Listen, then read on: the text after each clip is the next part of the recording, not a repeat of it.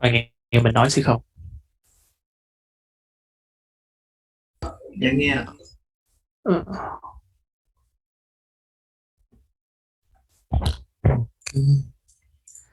Chứ mình đợi thêm xíu nữa đi ha. Ờ, cho các bạn vô đủ đi. Rồi nên điểm danh không nhỉ? Ờ, ai đang on á thì vô cái này. Ờ, bỏ với check in giùm mình á. Đừng check hộ bạn nha.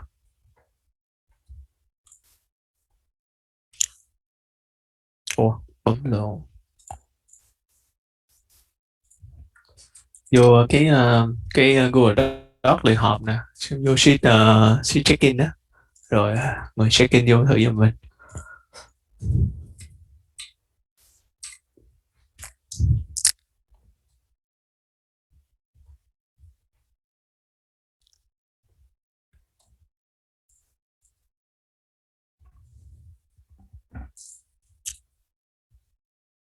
Từ một buổi ba nha. Cũng được. À, ai đi học đủ thì tự giác check đi cũng được.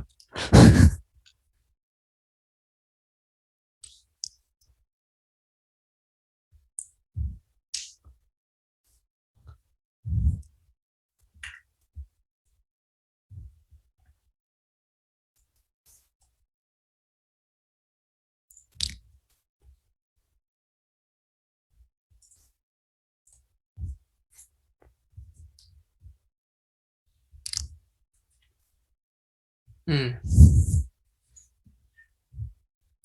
Cô ai thích cho cái lớp học nó được buồn tẻ hơn thì bật cam lên nha.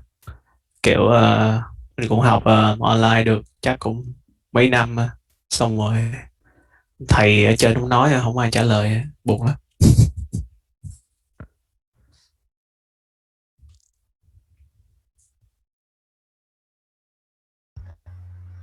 Hôm nay có mình anh dạy thôi ạ? Ờ, đúng rồi đó.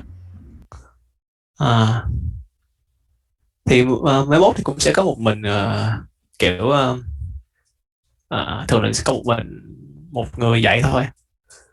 Còn mấy bài lab thì khác, thường mấy bài lab thì sẽ một hai người. Còn vì mình phụ trách hậu cần á, để mình cũng sẽ lâu lâu chui vô coi là video ổn không, rồi có bị trục trặc gì không. Nên là mọi người nếu mà có không ai nhận được invite hoặc là không ai nhận được kiểu không ai vô được cái gì ta, cái recording á, thì cứ email hoặc là cứ PM trên Discord mình. Sao tuần một buổi hai không có lịch? Sao tuần một buổi hai không có lịch? À sao? À, rồi mình mới ghi cho tuần một buổi bốn thôi. Từ từ.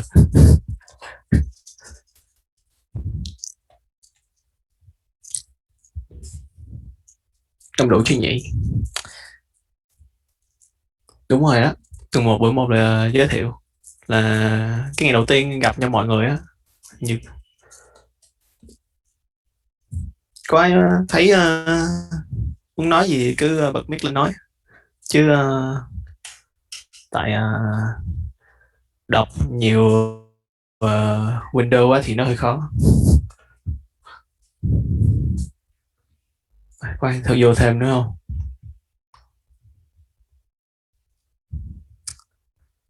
Có ai đang ở nước ngoài không? Kiểu chắc mình còn lớn, kiểu không lớn mấy bạn bao nhiêu tuổi đâu.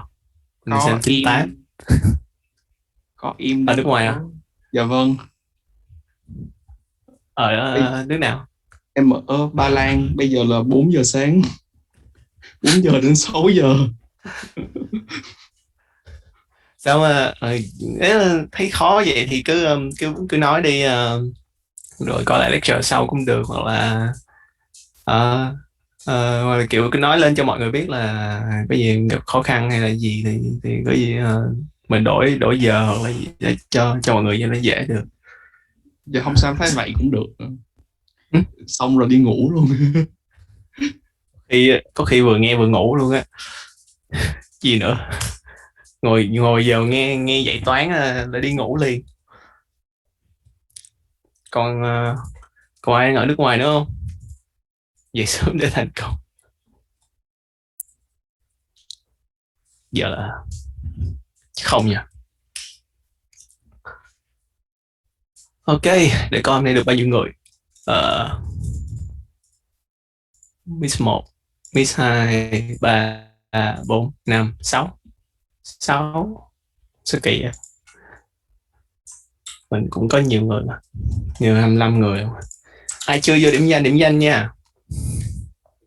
Vô check giùm nha. Đừng có check giùm bạn mình nha.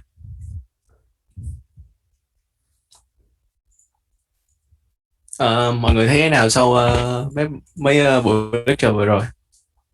Mình có 3 cái màn hình nha, nên là mấy cái camera mình ở đây, kiểu mình muốn nhìn các bạn mình nhìn ở đây, nhìn lecture ở đây, nhìn nốt ở đây, nên là nhìn rất là tông lưng. Đừng có để kiểu góc nhìn của mình nhìn lạ lạ nha. Mọi người thấy mấy lecture trước như thế nào? Có dài quá không? Có mệt quá không? Có feedback gì không? Kiểu sợ có thấy theo kịp hay là gì không?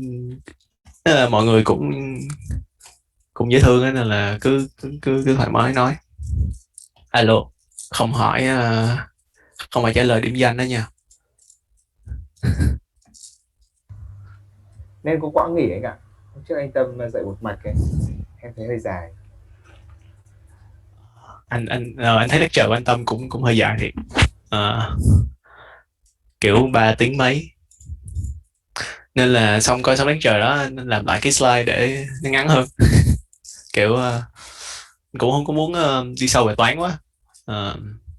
Tại vì nhồi nhét kiến thức vô trong buổi như thế này với mọi người cũng sáng, một người thì sáng một người thì khuya, sáng sớm 4 giờ sáng gì đó, thì nhồi nhét kiến thức kiểu này cũng cũng cũng không tốt cho sức khỏe.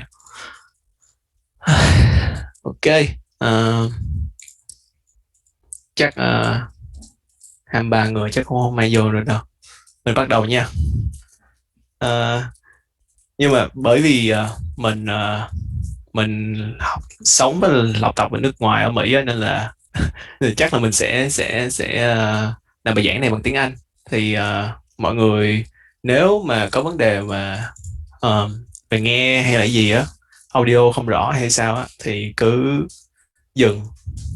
Tại vì mọi thuật ngữ chuyên ngành và mọi cái vấn đề, cái cách suy nghĩ của mình về các data và thuật toán thì cũng bằng tiếng Anh hết, nên là khi mà mình giảng bài bằng tiếng Việt thì nó sẽ nghe rất là ngu á. Nên là ok ha. Rồi hôm nay thì chúng ta sẽ có có ai có comment gì không? Có ai có vấn đề gì về việc nói chuyện tiếng Anh không?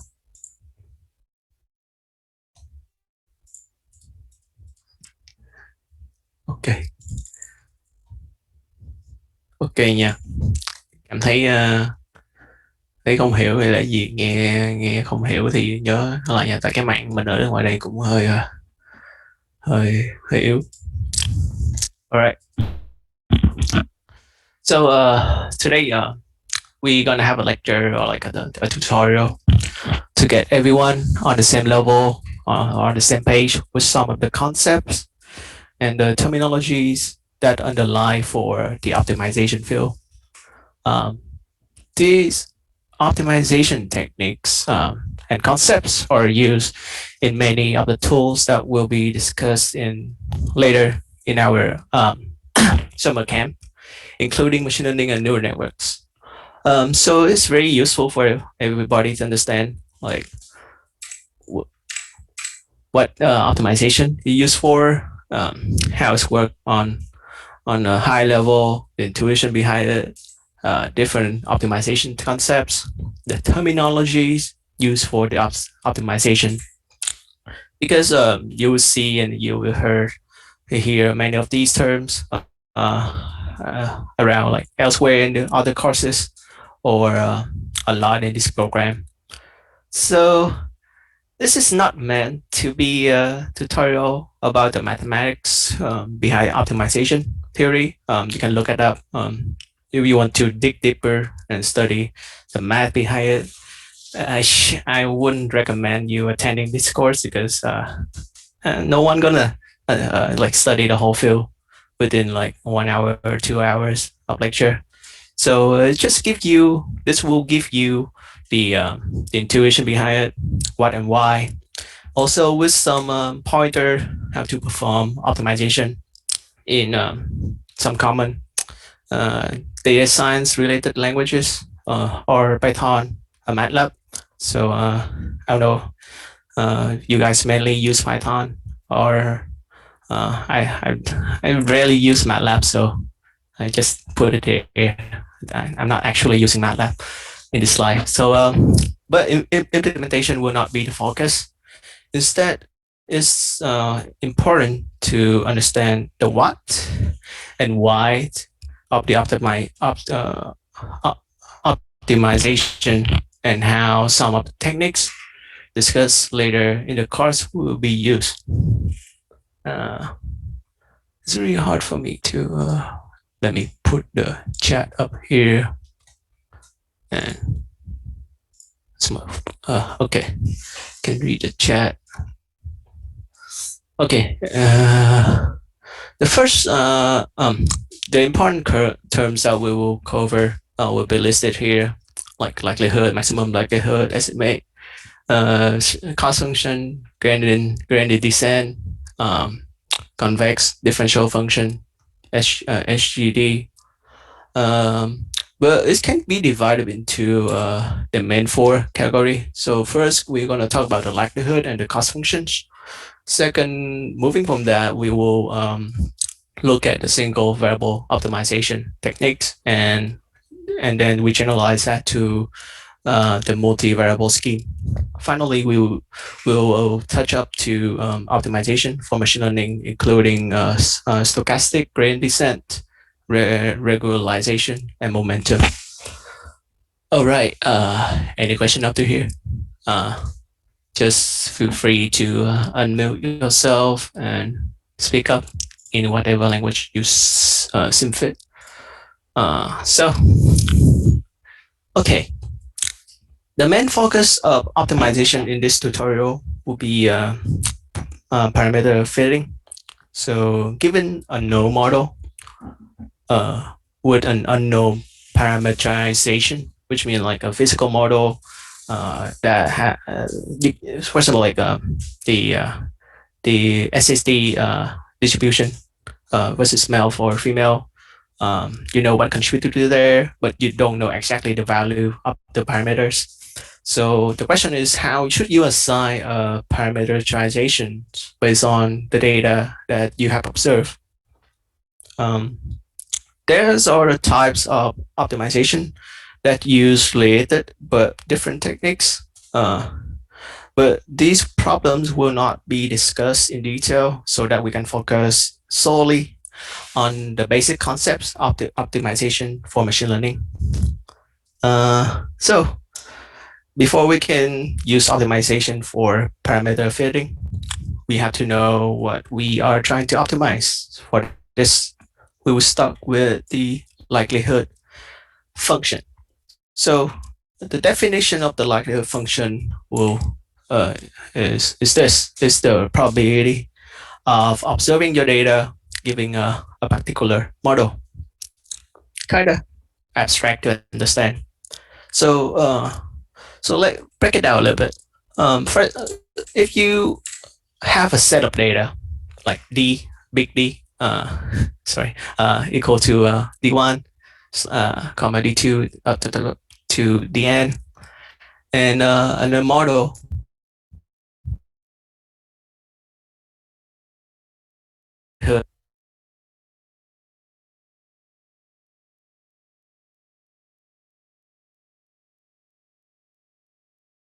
P of observing your data, which is D here, giving the parameter theta. This kind of bear with me with this. We will go to the example. Suppose that you have a bag. Oh, sorry. I'm sorry. Forgot. If your data is independent and identically distributed, then you can treat this as a multiplication of the probabilities of each individual data point because it's independent, right? Maybe you guys studied this in the last lecture. Okay, let's go to the example. You have a bag balls or balls in the bag with white and black balls, but unfortunately you don't know the proportion of each. You pull a black one and then you put it back, shuffle, pull the second one back, put it back with so it's with replacement, and you got the sequence black, white, black, white, black, white, black, white. So the first thing we can do is assuming that we know the proportion of black balls and ask ourselves how likely it would have been to draw this sequence if we were right about the proportion. Is there any question? We can call the proportion of black balls theta. In this case, we can test it with probability of black equal 0.5. So probability of B given theta is equal 0.5 is very, very small, with 75%, very a bit smaller because we have less black than white. So we can abstract this to the function and view it for any value of theta, because we have five blacks, right, and 7 whites. So the probability of getting a black to the 5th, and then times the probability of whites, which is 1 minus theta to the 7th. And then you can visualize this and plotting this. And here you have the likelihood function. So the y-axis is going to be the likelihood of this sequence given theta. But notice that the likelihood is not a probability function. The area under the curve will not have the sum of being 1. But what does the function tell us about the bag? We know nothing about the proportion of the black balls. So what does the data tell us about what our best guess of theta going to be? So based on solely on the data, the best estimate of the proportion will be the proportion theta that makes the data most likely. Here we have the maximum likelihood estimator definition, the value of the parameter of the given model that maximizes the likelihood function for a set of data. So it's mathematically is defined as the argmax over L of theta given D. So what this value for the bag? This value theta as the peak of the graph above. Basics math can tell us it should be 5/12, right? Why? Because we saw 5 blacks out of 12 observation. So intuitively speaking, like if you have the probability of 5/12, this sequence should appear the most. So I'm sorry, let me ask you a question. Yeah, sure. Okay, about the notation, the capital D in the likelihood function, like in our model, it would be the sequence of constructed by the letter B and W. It's not the sequence, it's just the set of data. Not necessarily a sequence. So you go back here. The sequence you when you said you need an order, right? But here we need the data, right? The likelihood function is the same without the order. You just it's mean that you draw 5 blacks out of like 12 balls, right? So doesn't matter if you draw black first and then white, or white first and then black. So yeah, they just set data. Okay, I think it's clear. Thank you. All right. Any question? Don't be shy. If the D Sorry, but where is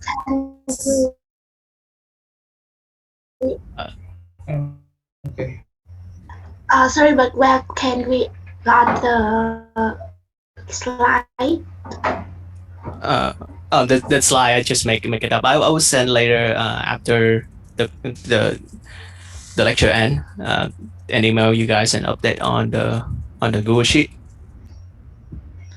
Yes, thanks. All right. I heard another question, right? Hello. Yes, so that D is the probability of data, but the formula for likelihood on the screen is the probability of the sequence, right?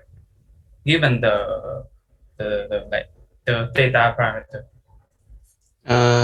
The probability of getting that sequence.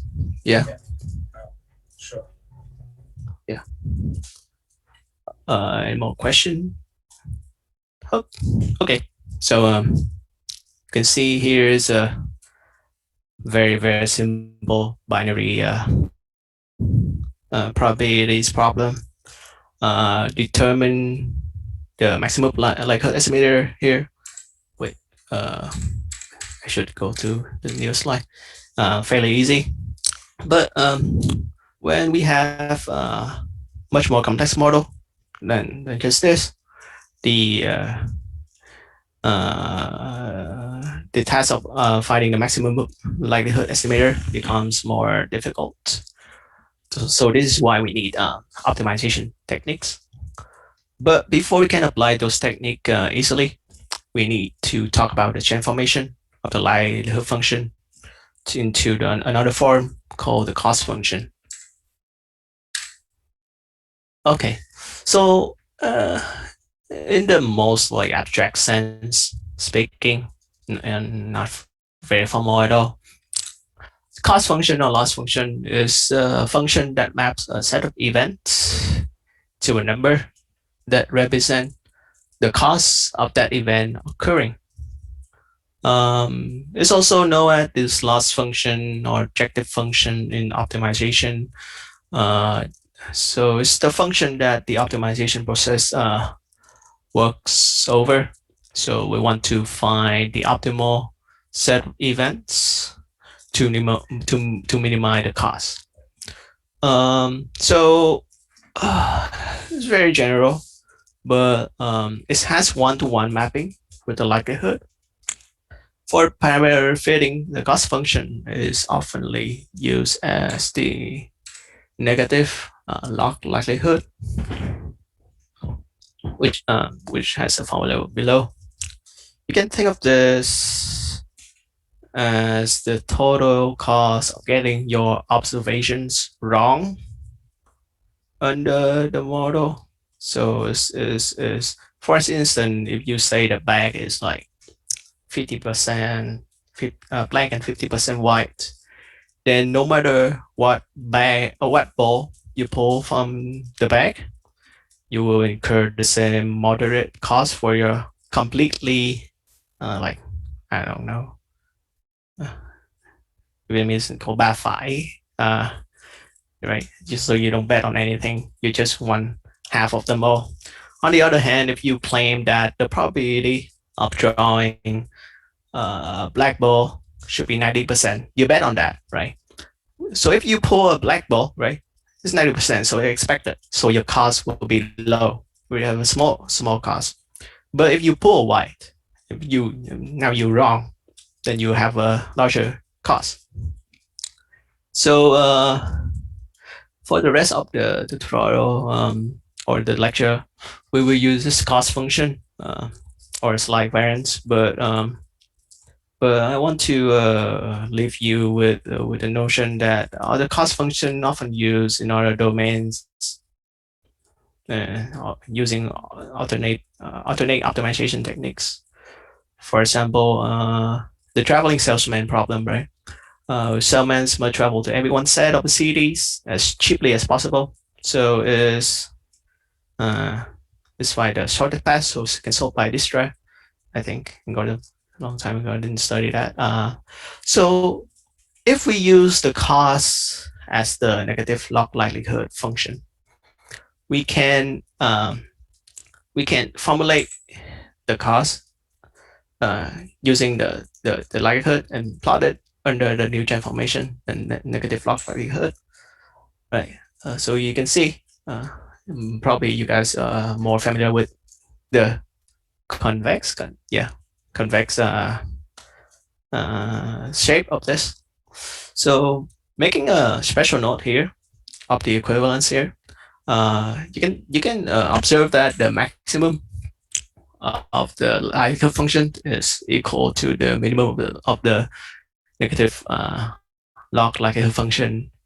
This is true because log is a strictly increasing function, and then you take the negative, we make it strictly decreasing. So the maximum will always going to be the minimum.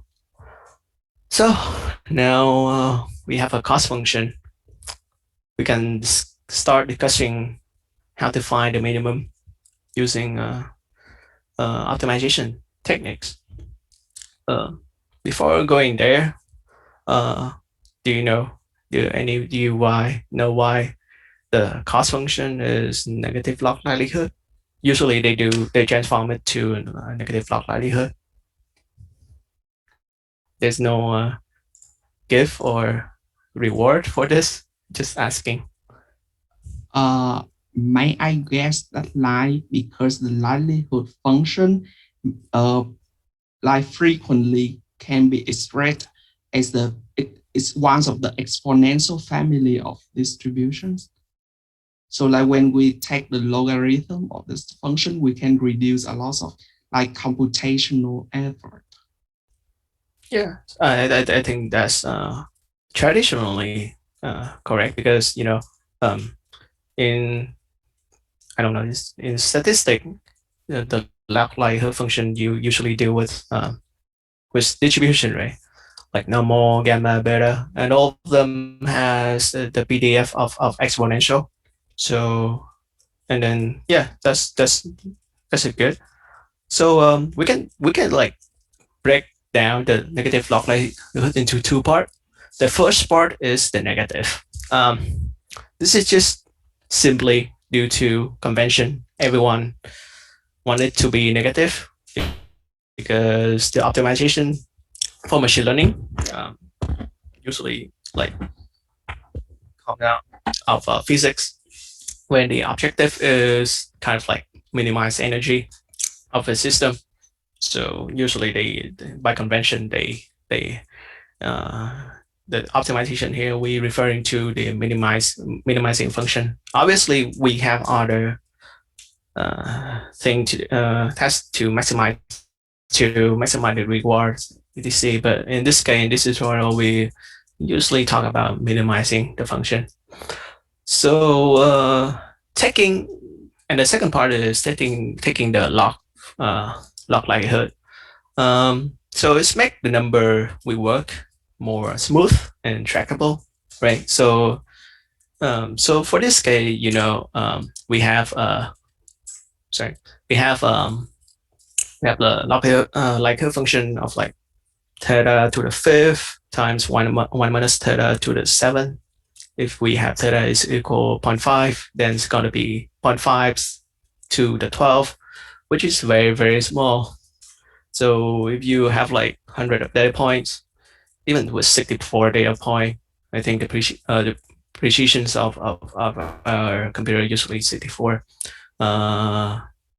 bit, right? So it can crash the and reach the limit of the computer precision. So log likelihood have a nice property of transferring multiplication into addition, right? Using the identity log a times b equal log a plus log b. So adding a new data point is become additive more than multiplicative, which is often easier to deal with. And most cost function are like taking the sum over the data points, right? All right. So our current loss function is a function of a single variable. The variable here is obviously the proportion of black ball. This makes the optimization much simpler and allows for some techniques that don't work well with multiple parameters. Also make the concept of visualizing the optimization easier. So a nice starting point. So we can start with a technical grid search or brute force. So wait, why? Okay, like that. So the most naive but simplest method for parameter optimization is simply evaluate the cost function at each value theta. It's spaced evenly out for a small interval. For example, if you space 0.1, so you have from 0 to 1, you have 10 theta, and then you calculate the cost function for 10 points and find the lowest one. It's called grid search because it can visualize by placing a grid over your function and evaluating at each point of the grid like this. Okay, yeah, like a gel. So this can be implemented very easily, and by finding the point that has the lowest cost. So in this case, could be like 4 point something. So which is a rounded version of the true value, like 5/12. This gave us a pretty good answer, but why do I call it naive? So to get the precision of like 0.1 with respect to the theta, you have to like 1.001, so 1/1000. So you need to put there like a 1000 grid, but you need to calculate the function 1000 times. It wasn't too bad for our computer nowadays, but imagine if you generalize this into 2 variables, 3 variables. So it's gonna be 1000 times 1000 grid. That's 1 million. 3 variables are gonna be 1000 times 1000 times 1000. Gonna be 1 billion. So the computation cost required for this method is so expensive, and the complexity blows up pretty quickly. This makes the grid search pretty inappropriate for multi-parameter problems. Instead, we can use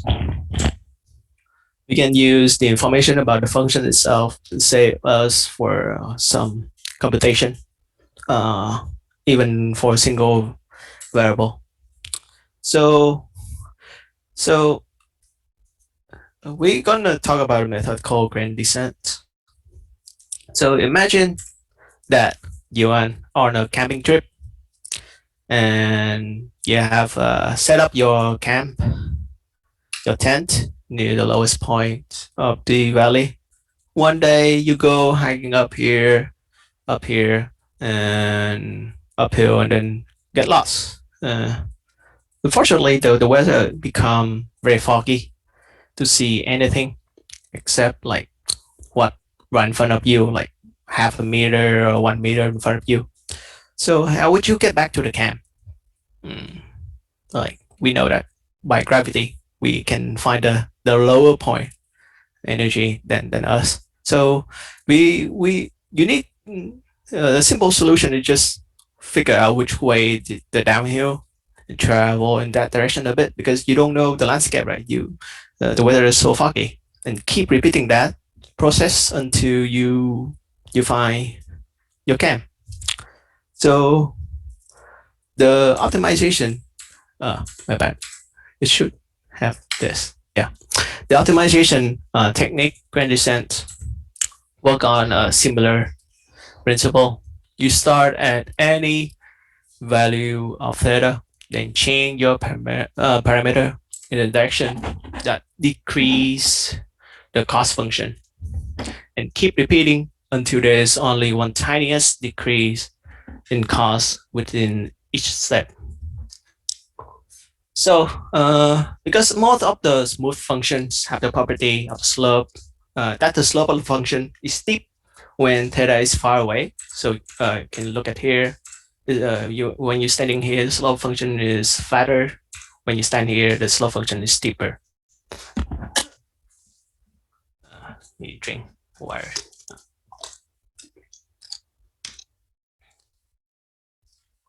So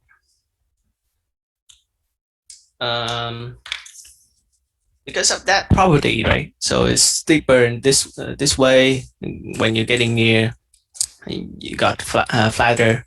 So you want to make a step size proportional to the slope of the cost function. If we call the slope of the cost function is this notation, lambda, let's call lambda c, or gradient of c.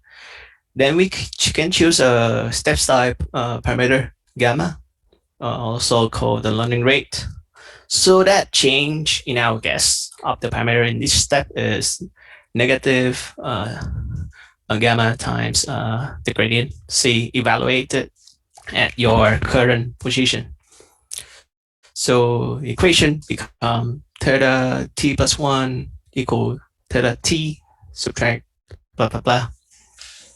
So to run the gradient descent algorithm, you must pick an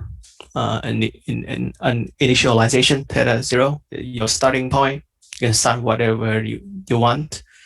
Value step size gamma. You can change this over the course of running down the hill, and the cutoff tau, or like any value, so that like how precise you want your estimate of the cost function to the minimal point you want to be. So it's a stop condition. When you're not moving too much anymore, then you just stop. So you start from theta 0 and keep updating your best guess for theta until your cost function for one step to the next step is less than tau. At the point of your estimate, the value of theta is good enough. So of course, this leaves us with the problem of calculating the slope at any value of theta.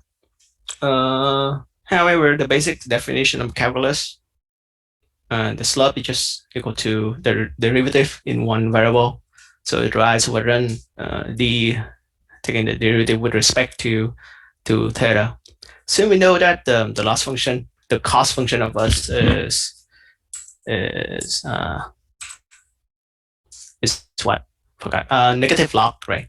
So you can calculate the rules of calculus. Use the rule calculus to calculate the derivative. So I think then you can work it on the chain rule. So I think the gradient or the derivative is going to be 7/1 minus theta subtract 5 over theta or something. Yeah. So here's some visualization on how to get lower, right? So you start at right here, right? And you jump a big step because the slope is very, very steep. And eventually when you come down to the point, the optimal point, you step slower the gradient because the derivative kind of flatten out, become zero. So you cannot make a big step anymore. Eventually you're very close. Your distance is close enough to the optimal point, so you stop. Okay, so the solution. So here's some code using R. Everybody use R and use it. Basically, it's just the same thing, right? So you have a gradient function that calculate the gradient of the cost function.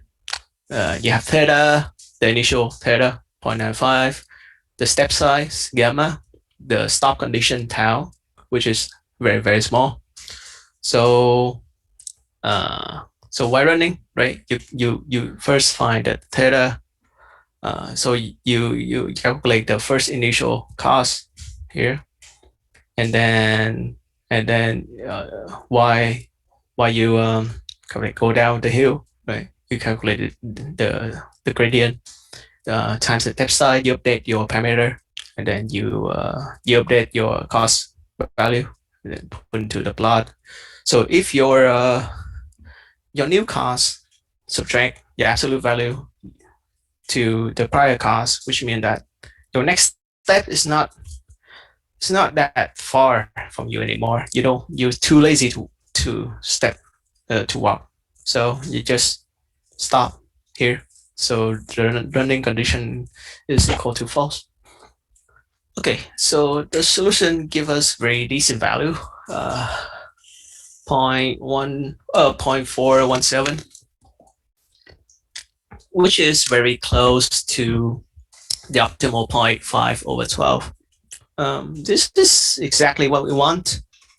Looking at the graph above, right, the blue dot are places where stop in the process of gradient descent. You can note that even though we start very far off from the optimal point, because the gradient was so steep, we took a large jump for the first step, and then smaller, and then go to the optimal value. Before I move forward, any question at all? Can I ask in the code, what is tau? Like, why do we have to stop the code when we reach tau? Because you don't want to run the code like, because it's a while, right? You need a stop condition. You don't want to run it forever. It's gonna be costing too much. It's not gonna end because the because it's a while, so we keep running. Other, you can set like a pre-defined number of iteration that you will run. Yeah. So so you can run it up to like 1,000 iteration, and you say, yeah, I'm good here. I'm stop here. Stop condition, the tau give you a nice like estimate of how far, like how much of an effort that you put for one iteration. So for one calculation, right, you need to calculate a lot of things here. But if you only move like 0.50 and 1, very small distance, you don't want, it's too much work, so you don't want to do it. Is that good? Yeah, okay, teacher. Any question? Any question? Good. All good. Okay. So this is a very nice example because we have we know the gradient or the derivative of the function, but when the case of like more complex function that we don't know how to calculate the gradient, we can also do gradient approximation using this. Probably you guys all know about this. Like, so you move, you calculate the rise over run, right? So you get the approximation of the slope at any point by determine how much the cost function change with a very small changes in the parameters theta, right? So epsilon here usually very small. And you can do it. Wait, why am I'm missing a slide here? Did I? I should have a slide here, right? Should. Never mind. I mistakenly deleted. It should show a code to how to code up the approximation. So the function will be like a small function. You can define an approximation of the gradient, like the same function over here, using the formula, and then calculate it, and then everything will be the same as this code. Okay.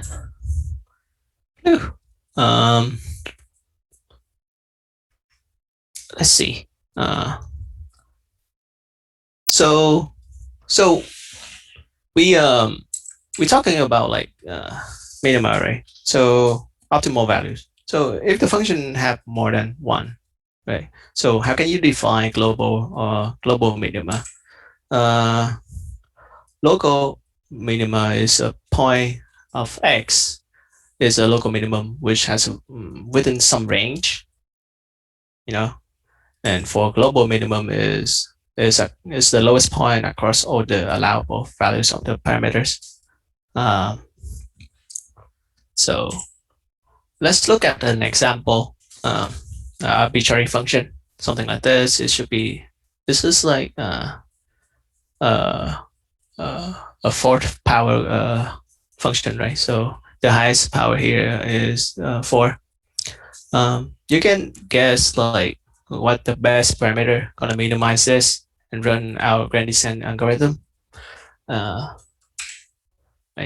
And it gives us this value, but when we, which is negative 1.3 or something, but when we plot the landscape of the cost value, you see it's not correct.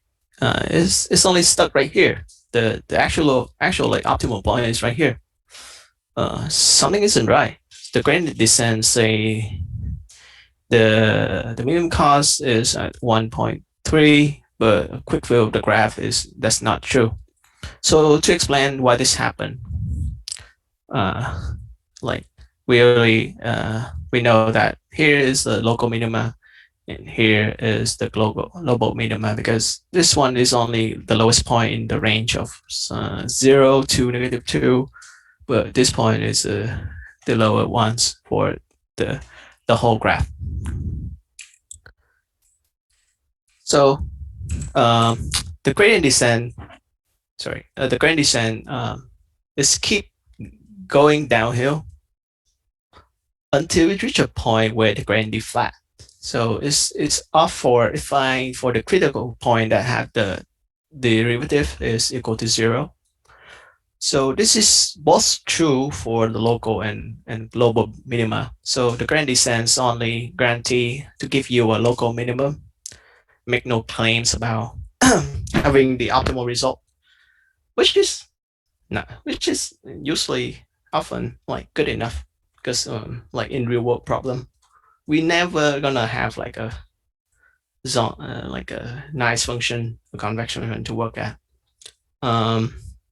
But it's nice to talk about like the perfect world. You have the convex function. So we're gonna introduce a new definition: convex function and versus a non-convex function. So you guys already have this.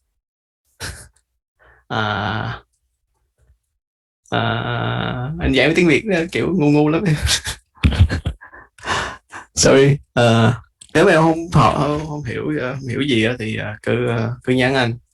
Tại vì thì anh suy nghĩ với cái nốt là mình tiếng Anh với mấy cái terminology này á, kiểu càng ngày em càng học thì em muốn học sâu hơn hoặc là học xa hơn thì tài liệu em không có đợi người ta dịch tài liệu sang tiếng Việt cho em được, nên là cố gắng học tiếng Anh đi thì anh sẽ cố đọc chậm và nói rõ hơn cho mọi người cùng hiểu, nhưng mà không hiểu gì thì cứ la lên, không ai đây quan tâm đâu, tại đâu bật mặt đâu ai biết ai lại đâu, đúng không? Thì cứ la lên. Ok, Kênh chị. Ok, có câu hỏi gì không? A question? No. Alright.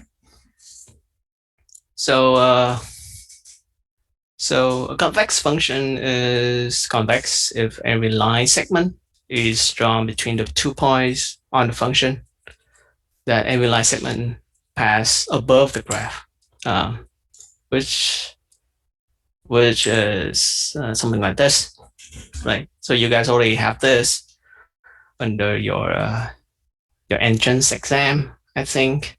Most of you guys say you forgot the segment part. You just put a line, right? Line is not well defined. It's defined, but like for 3-dimension multivariable, a line just a line, right? It's not a plane, so it's not line segment can be generalized into multi-dimension, but line is not. So the non-convex function is just a function that is not convex. Very simple. So using this definition, we can clearly see that our cost function above is not convex, right? So you can have a line segment here that's below the graph. So remember, the convex here needs to be above, right? So every point needs to be lower than the points corresponding on the line. So, but why do we care about convexity? Because obviously it's very important. It's a very nice function. Nice property that the convex function has is every minimum on a convex function is guaranteed to be a global minimum. You guys probably know this. I can share my slides and my room records after we finish. It's almost 1 hour already. Okay, I'm gonna make it a bit faster. So you can prove this in any textbook. You can look the proof in any textbook. We're not gonna talk it here.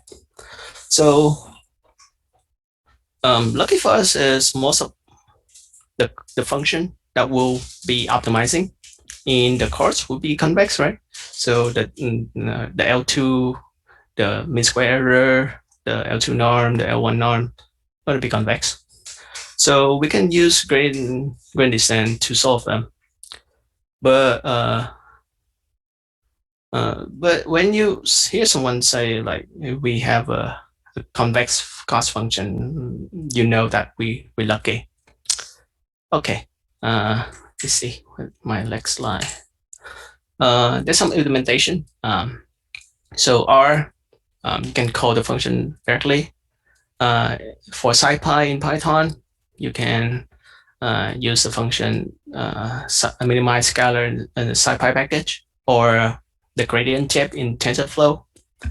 MATLAB, don't worry about it. We're not going to use MATLAB in this course. Okay. Okay. So far, we have learned to turn a model with a single parameter into a cost function, then use the gradient descent to find the best parameter for that model.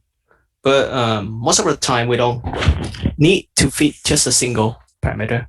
We need to fit many, reaching to 1,000 when we train neural networks. For these cases, see how many. For for these cases, the general concept of how we fit our parameters will be the same. First, we find the best step to get closer to the optimal parameters. Taking that step, and we have to extend the concept of single variable grand descent into multi-variable grand descent. Let's start with a toy example. So you might notice that occasionally your college friend or your fellow student might miss or skip a class because I don't know, they are busy with their projects, right? Or and prefer to work somewhere else quiet, or are they too hungover from partying last night, which is not good. Of course, these reasons are not deterministic. Some people who are busy with the projects still come to class, good student. Some hungover people can still drag themselves out of bed and go to the lecture. But you can tell who is consumed with their projects because you can see them working, and you can tell them who is hungover because, like, look at the eyes of this guy. Like, so, but you want to know how things influence of where are other people skipping class. Nice. Sorry. So can you explain again why we use convex function? Why we use convex function? It's not that we use or not. It's just a function. Just like two type function, convex and non-convex. Your problem when you facing problems, you might find that is convex. Most of the optimization, like loss function, should be convex in machine learning, but for deep learning is a different story. Well, we will talk later about the convexity, like in training neural networks and stuff. Yeah. So let's see where were I? We can treat this as a noisy model, like some people both working and both hungover and cause someone to skip. We want to work at to our observation to determine how likely each to cause a skip respect to the region, right? So we want to parameterize the model P of skipping, given that you need to work on your projects. P of skipping the class if you need to, if you are hungover. Using basic probability, we can say that we can like draw something like this. So people working, not hungover, you can skip. Not skipping. There's some people working and hungover. I think I didn't put the order of the slide wrong a bit. Never mind. So here we have our data, right? So we have people who are attending and people who are skipping, right? So skipping, if we don't have any work and we have hungovers, there's no people skipping. We have people who work and who have people who are hungover. Yeah, they always skip. Stuff like that. So we want to parameterize our model.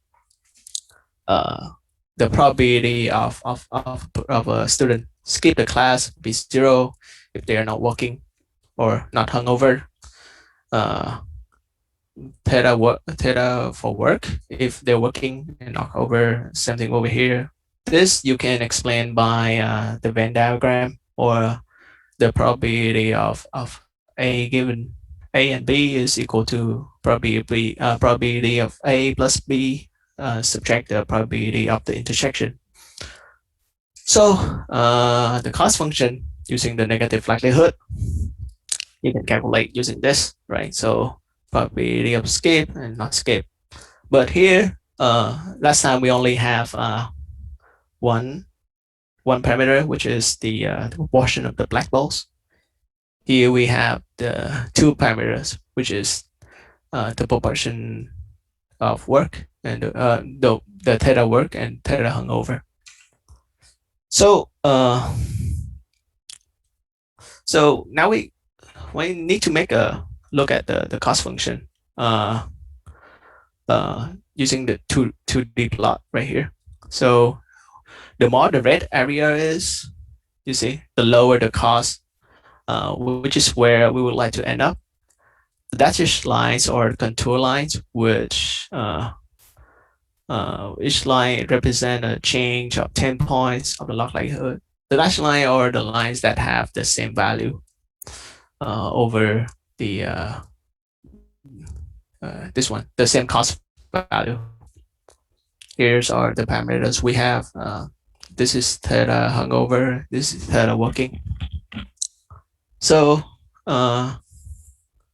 so you can see the cost, the plot flatten out and reach the bottom somewhere around the point of, I think, 0.25 and 0.4. And we hope to reach that with our optimization method, but most of the time we won't be able to visualize the landscape. So we only did note it because a lot of computation. This is plot using the grid chart. So and this is feasible because it's 2-dimension. Without this plot, we need an R method, and that is gradient descent and generalized into a multi-dimensional.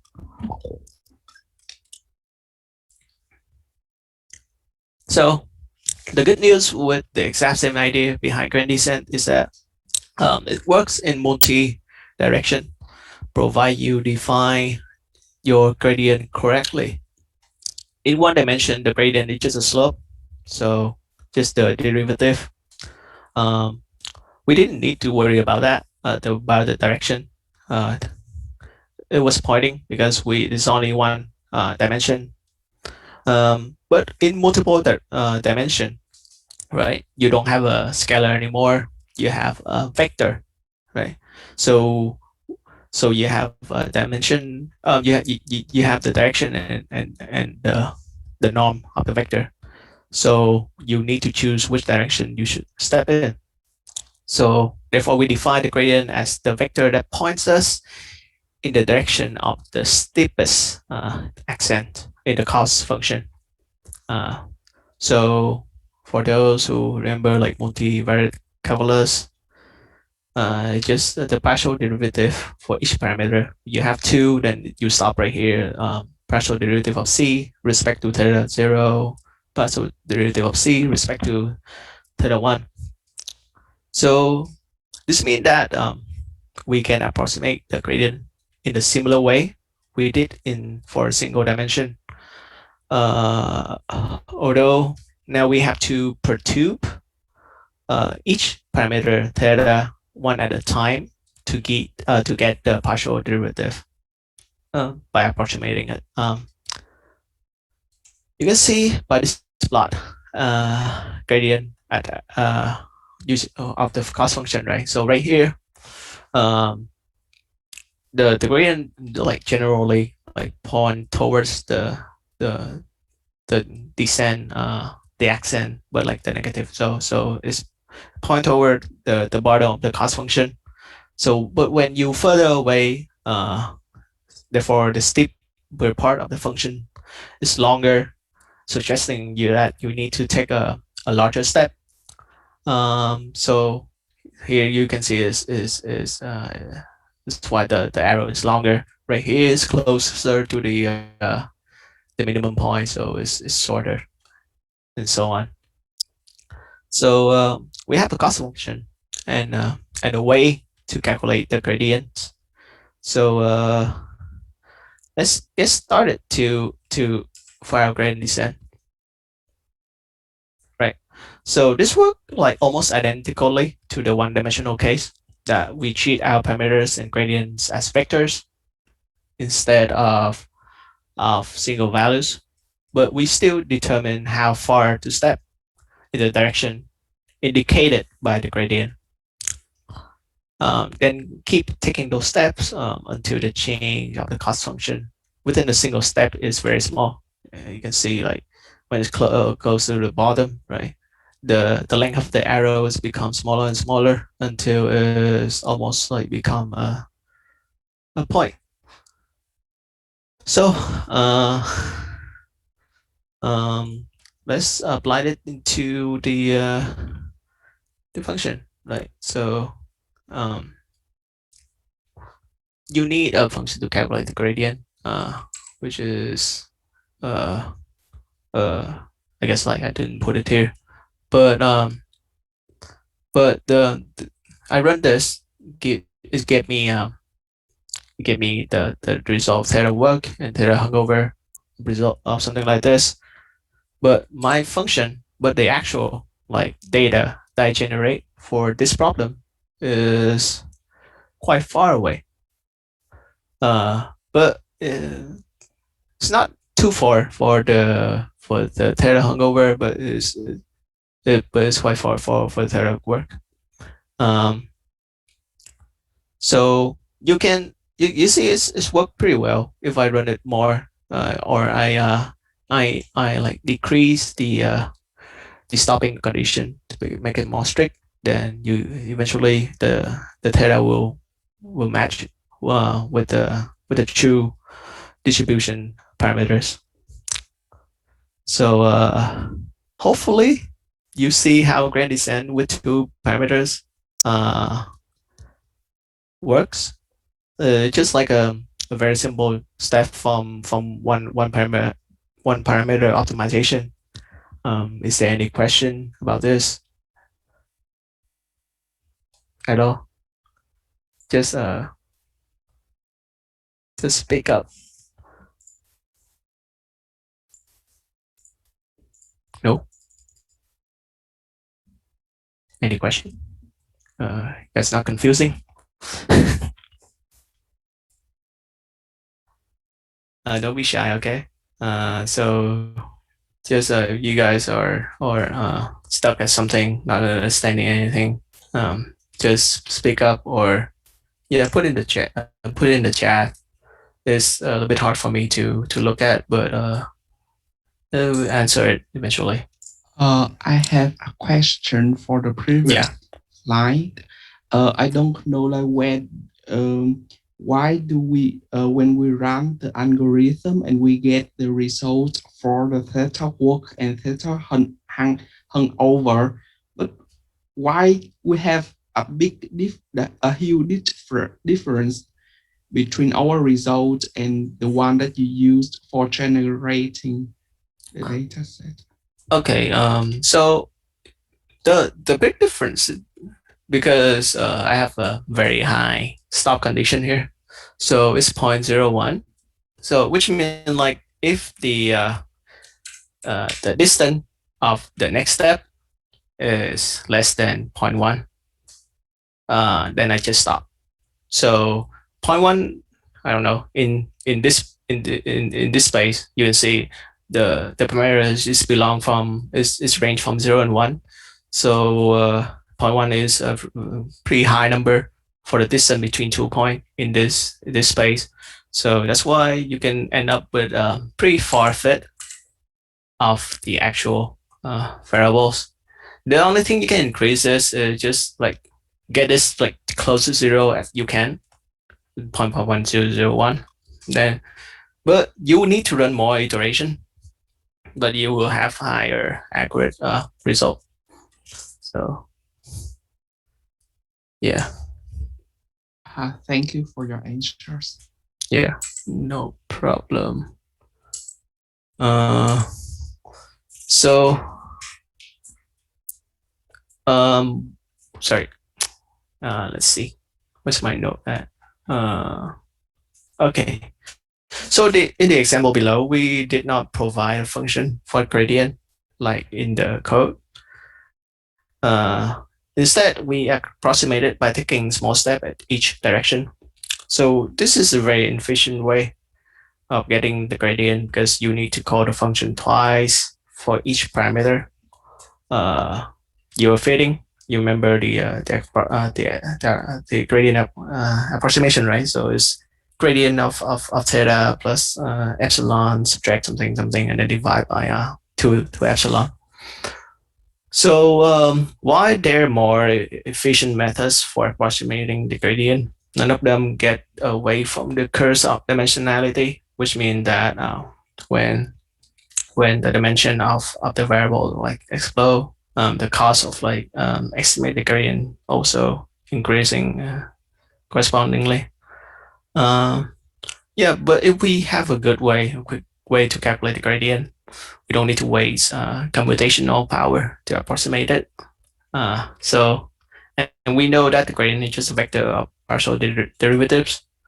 We can analytically solve for the gradient function, right? Because it's just taking the partial derivative for in each direction. The set of functions that have this feature called differentiable exists the function that provide a closed form function that provide the gradient at every allowable value of its parameters. What do I mean by a function that provide the gradient? This means that you can express it under some math notation. That's it, a closed form. So, my bad. Note that typically this implies that the cost function itself is smooth. Usually it's very smooth and continuous at every point. So, for example, if we want to use a threshold activation function for a neural network, this would not be a differentiable. Sorry, if we use like some not differentiable function, usually like sigmoid and tan h you guys will see later because the gradient is well known. So it's very important in neural networks or even machine learning that the cost and activation functions need to be differentiable because it allows us to easily backpropagate errors from the final prediction error back to the earlier layers, and then we know how to change the weights for each step. Why this process will be described in our lecture from Anhui.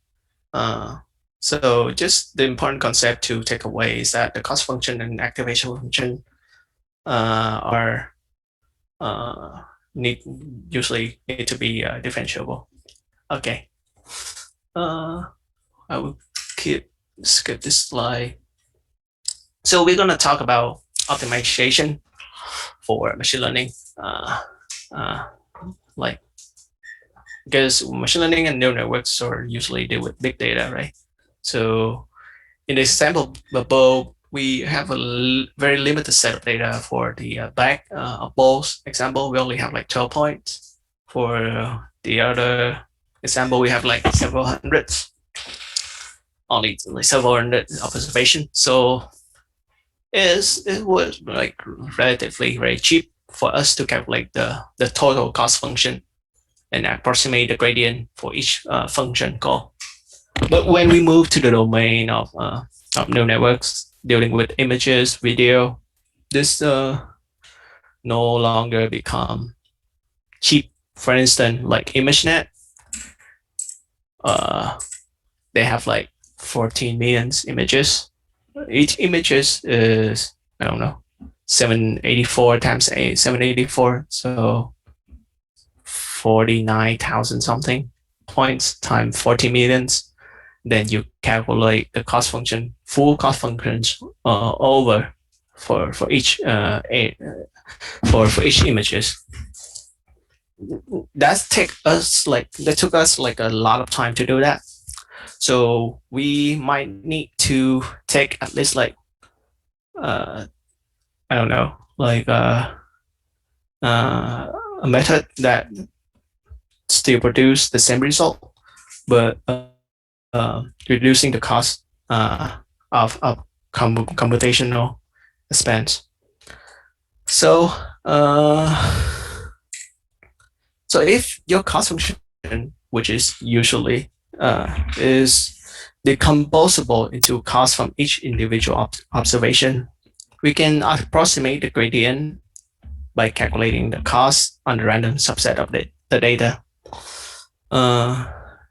That's called the decomposable property of the cost function. Right, it's right here. So the cost function C, you can calculate as the sum of C for each individual data point given the parameter. So this can be decomposed into like each C for each data point. So you can approximate the full gradient using like a single, evaluate it as a single data point. I put the notation wrong, should be in here. This approximation will almost never point in exactly the same way, the same direction as the full or the true gradient. But if you keep taking steps in the direction of the approximation under certain assumption about the learning rate gamma, you are sure to reach at least the global local minimum or saddle point. Yeah. So this technique is called stochastic gradient descent. Stochastic here mean like randomly. So randomly choosing a subset of the data, shuffle it, and then calculate the approximate the full gradient by like calculate it for a subset, and then you move in that direction. So now look at the last example, how the parameter values evolve over time. How the cost function reduce over time. So this line is now purple. I color it with the step that we take. So one full step, you can zoom out, right? So right here, like the first step, gonna take the whole trajectory until here, and then the second step, taking which is the green line, come down to the point, the optimal point. So this demonstrates the power of stochastic gradient descent. Why? Because you don't need to calculate the full gradient, but you still perform the similar result. With regular gradient descent, the code run take about like 200 steps to get to our final parameters, where we need 600 steps for stochastic gradient descent. That's expected because we are not we are not moving in the exact direction of the steepest descent, so we need more steps. But for each step, the cost of that is much lower than the full gradient. So we won't be able to do neural net without stochastic gradient descent, I think. Yeah, because we're not very feasible or like wise to calculate the cost on 14 million images. Any question up until this point at all? You guys want a break? No? Want a break? No break? Yeah, for sure. Okay. We want a break. Ok, thôi break tí đi, mệt quá. Trời, ước gì kiểu có chạy hè thật sự ha. Mọi người gặp nhau trong cái phòng học nhìn nó dễ hơn là ngồi trên cái này xong rồi kỳ lạ. Ai chưa điểm danh thì điểm danh giùm nha. Nha. Quên, để coi.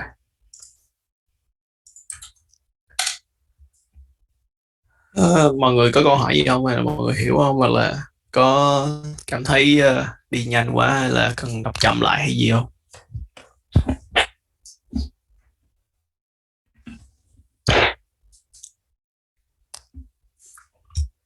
Em hỏi là hết bữa nay có bài tập về nhà không?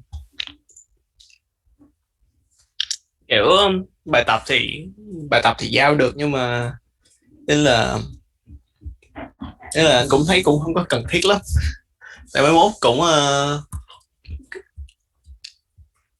cũng làm mà, nhưng mà nếu mà kiểu em muốn hiểu sâu hơn, tại cái lecture này cũng chỉ là cho hiểu cái intuition, how it works, why it works thôi, chứ về toán hay là về implementation thì rất là kiểu tùy vào kiểu tự siêng năng của em muốn tự implement hay là gì đó, đúng không?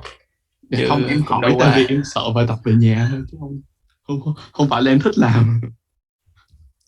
Yeah. Tưởng học sinh ngoan chứ. Ok.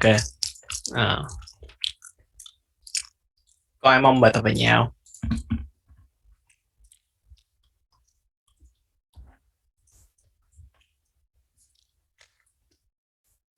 Anh nói lại cái chỗ stochastic gradient descent gì Ý là em không hiểu phần nào á. Kiểu ý là em hiểu cái stochastic gradient descent có nghĩa là công thức y chang à? Shit, what is it? Đâu rồi? Để share lại màn hình.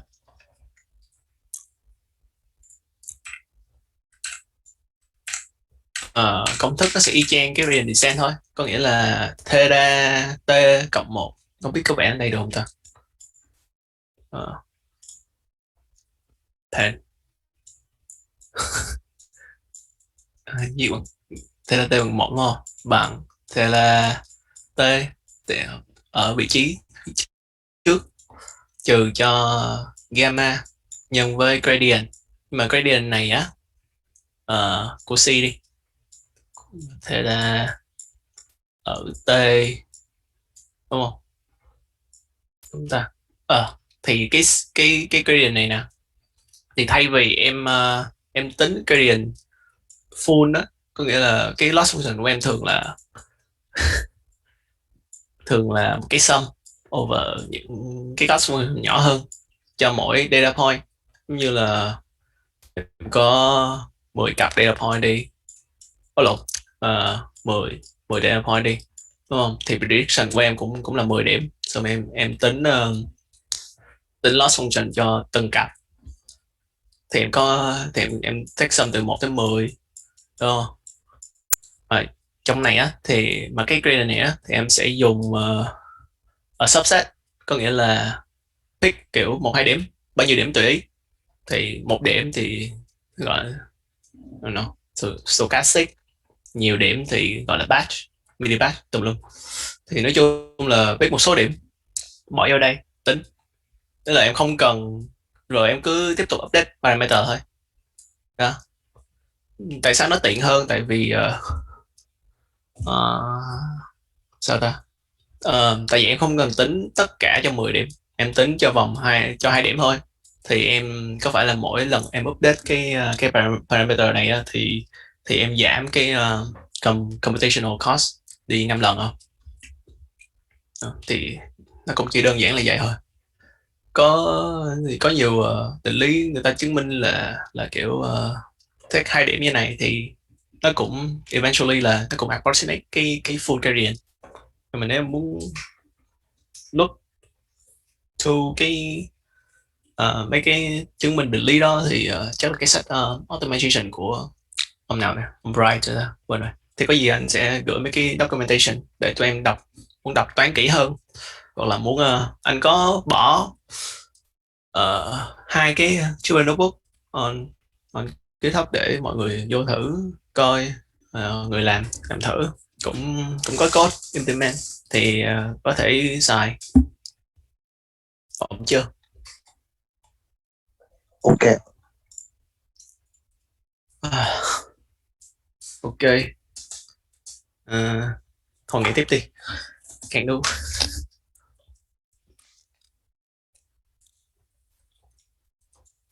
Đây.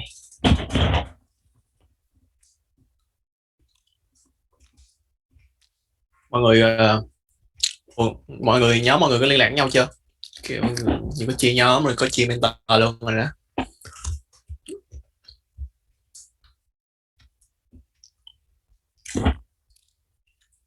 Cái chuyện kiểu học qua Zoom này xong rồi tự kỷ, mấy người dạy ngồi tự kỷ nói chuyện một mình xảy ra quá trời luôn á.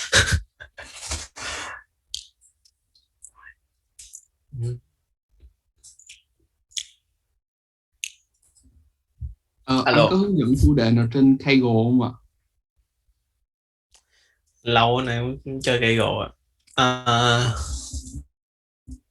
Hướng dẫn chủ đề này. Như có list thì list mentor mentee chia nhóm đó mà.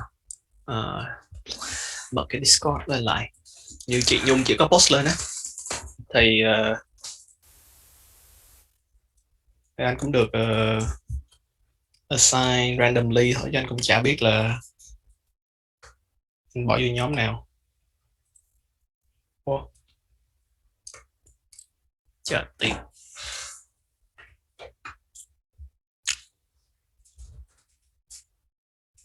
Vì có nhiều bạn trình độ khác nhau á, kiểu cấp 3 rồi có đi làm luôn rồi thì mọi người có gì thì không hỏi thì đừng có ngại.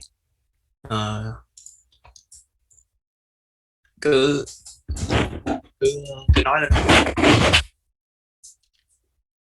Không phải là cái lớp học kiểu thuần túy là này nọ giống Việt Nam đâu mà lo. Ok, sẽ hướng dẫn bạn nhóm số 6 và nhóm số 5 thì phải gì đó fraud detection, data science bowl.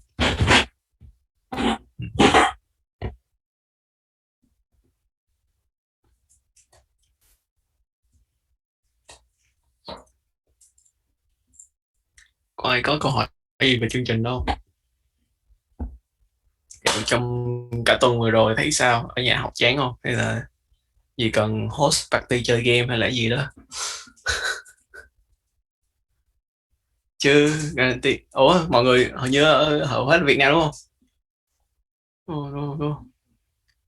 Rồi tình hình bị cấm cửa như thế nào rồi? Như có 2 bạn mở mặt lên à? Ai mở mặt lên nữa coi.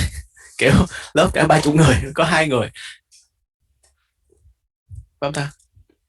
3, 4, 5, 6. Tại khó thấy, tại đang share screen. Đợt này ở Việt Nam nó dịch vừa bùng lên ấy, thì học sinh cũng thế, thành ra là vẫn đang ở nhà. Bây giờ thì cũng work from home hết.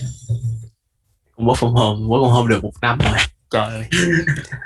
Chán thiệt học sau 1 năm, học ở nhà 1 năm, xong work from home 1 năm, nguyên cả 2 năm chả làm cái gì.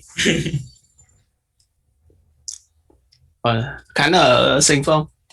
Vâng.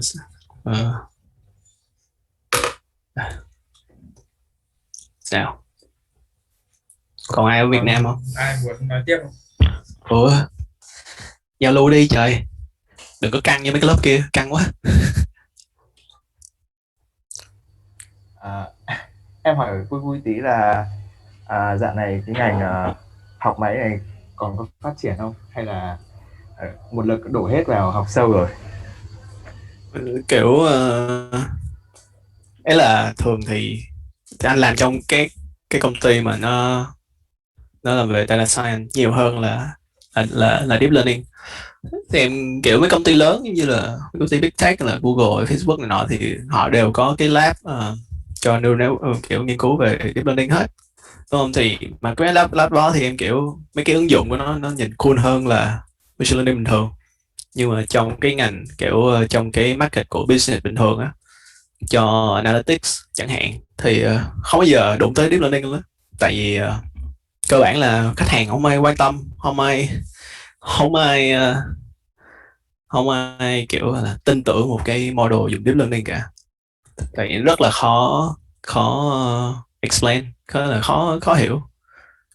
Kiểu như là thì trong nghiên cứu thì em sử dụng deep learning nhiều, tại vì I don't know, tại anh thấy là mọi người đổ vô cái đó nhiều, rồi hồi trước anh cũng nghiên cứu về cái đó nhiều. Sao sao nói tiếp đi. Không, em hỏi thế thôi. Thì em muốn tức là machine learning nó cũng kiểu nó cũng là cái tool thôi à, thì cơ bản cũng chỉ là em đi học cái ngành này hay không thì cũng do cái lối quyết định em đi làm tốt hay không, cũng là do cái lối tư duy của em thôi. Kiểu nó phù hợp với sau đó cái camera ta phù hợp cho cái lối tư duy của cái công ty đó không, kiểu em làm sản phẩm ra, dùng model của em á, người ta em thuyết trình cho người ta có tin, người ta xài cái của em không, dù accuracy em cao cỡ nào chăng nữa thì em nói chuyện không được, hoặc là em không làm cho người ta tin được vào cái model á, cũng phế rồi.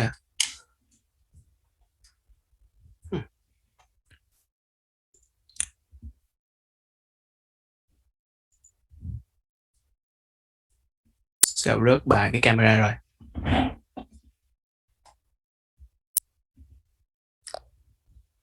Ok, ai còn câu hỏi gì không, ngồi nói chuyện đi.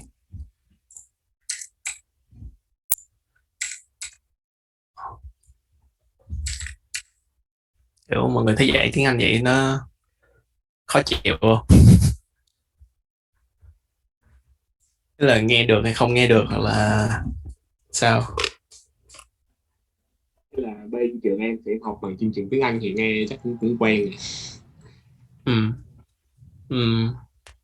Mà mai mốt em kiểu em đọc tài liệu hay là sách gì mà đợi người ta dịch sang tiếng Việt mình cũng hơi khổ. Cái ngành này Em cũng quen đọc sách tiếng Anh rồi, em cũng hay lên kiểu Springer, em có tài khoản của trường này, cũng hay lên đó em kiếm sách, những cái công bố mới em đọc ở trên đó thì Springer. Trường em học ở đâu mà trường cho Springer? Em học bên Bách khoa thành phố Hồ Chí Minh. Bách khoa cho Springer luôn hả? Đó, trời siêu rẻ luôn anh, nghĩa là trường có cái gói mà 45.000 mà một năm Springer, rồi nó có cả Science Direct rồi IEEE có đủ hết. Cho IEEE à? Anh học trường bên đây. Thì trường anh cũng có, nhưng mà anh tưởng là có membership free, mà chắc không. Cái vậy cũng rẻ, với lại thật ra thì cũng nói cũng hơi kỳ, nhưng mà ở Việt Nam thì thật ra là kiếm sách mà kiểu online cũng không có khó lắm, tài liệu này nào. Thì bên đây cũng vậy mà đâu ai cũng sợ cũng hơi không hợp pháp tí, nhưng hơi kệ. Không sao đâu, em có online thì được. Học 4 năm anh có đi dùng mua sách đâu, sách nào mà cần mua là thấy không muốn rồi. Nói thì đó, thì em thấy là trong machine learning thì ít, nhưng mà kiểu sách chuyên ngành những cái môn khác thì ở Đại học Quốc gia có nhiều cuốn cũng hay, là thầy cô mà phó giáo sư tiến sĩ bên trường em biết cũng nhiều cuốn đọc hay, đôi khi cũng hay hơn hay cũng ngang ngửa bằng mấy cuốn của Springer, thầy cô viết cũng ổn, học cái cuốn lâu lâu nó nhanh hơn. Thấy sách của nước ngoài nó viết là dựa trên cái kiểu cái lối suy nghĩ của bên đây á. Nếu mà học em mà học kiểu trong môi trường bên đây, em đọc sách bên đây sẽ kiểu người ta sẽ dễ hiểu hơn.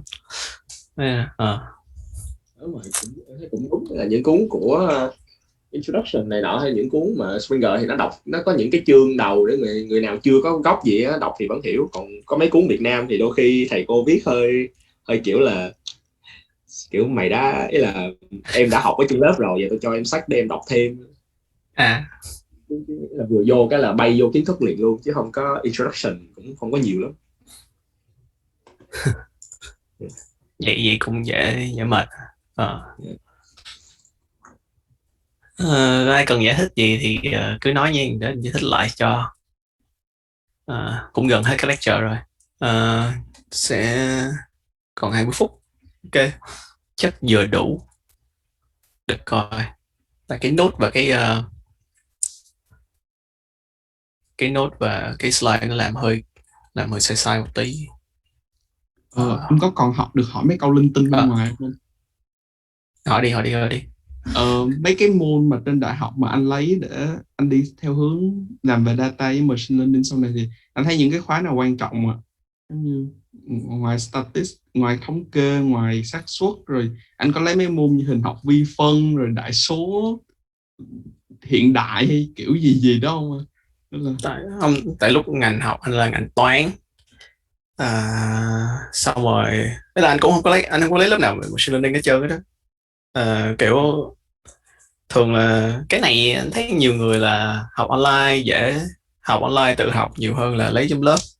Tại lấy trong lớp thì có người chỉ cho mình thiệt, nhưng mà kiểu mình phải đi theo tiến độ người ta, xong rồi không biết nữa. Không, anh thích lấy mấy cái lớp của kiểu statistics mà kiểu thuần mathematical statistics á, nó không có liên quan tới machine learning nhiều. Thì đọc về mấy cái đó thì em hiểu là cái lịch sử phát triển từ statistical learning sang machine learning xong rồi ra deep learning như thế nào. Thì có lẽ sẽ có gốc hơn hả. Thì kiểu mình sẽ có cái flow, mình học theo lịch sử là thì linear algebra, xong rồi sang statistics, rồi từ đó mới tới cái kiến thức hiện đại của machine learning. Statistical learning như nó cũng lâu rồi ta, 1800 mấy tới, từ thời của Fisher hả, không nhớ nữa. Cái ông nào student t-test mấy cái test đó, xong rồi khởi xướng cho statistical learning như là Vladimir vào 960 mấy, xong rồi tới giờ, xong rồi từ khi có computer mạnh lên thì mới có deep learning thôi, chứ không đâu có gì mới lạ lắm đâu. Giờ thấy người ta bỏ công sức ra, bỏ người ta làm nhiều paper mới thì mới thấy nó hot thôi, chứ hồi trước nó cũng bèo bèo. Ok, không quay lại bài học đi, để dứt xong cái này đi. So on the last few slides, we're gonna talk about like regularization. Let's see. So okay, when we build models of the world, we don't want those models to simply explain the data that we train on. So it's like if it was trained on a set of data that point out like that I have a 1,000 SAT score, for example, and it just know to say that, it's just useless, and it is generalized to data very worstly. So you don't want that. So, but if you can train a neural network to correctly like label every image really well,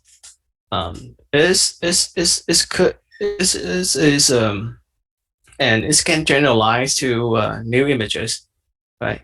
Then it'd be great. If not, you just like you're putting a lot of effort just to overfitting the data. So if we have like too many parameters that we are fitting in our models and not enough data, the parameters might get fit not to the structure of the data, but to the noise and issues called known as overfitting. Example, I will have the graph like this. I forgot to put a slide anyway. Anyway, I have a picture. Let me snap it. Never mind. So let's see.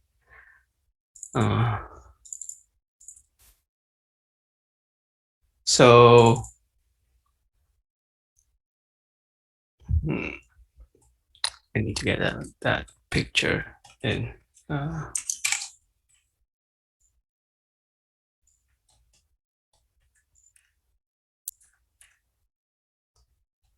Okay.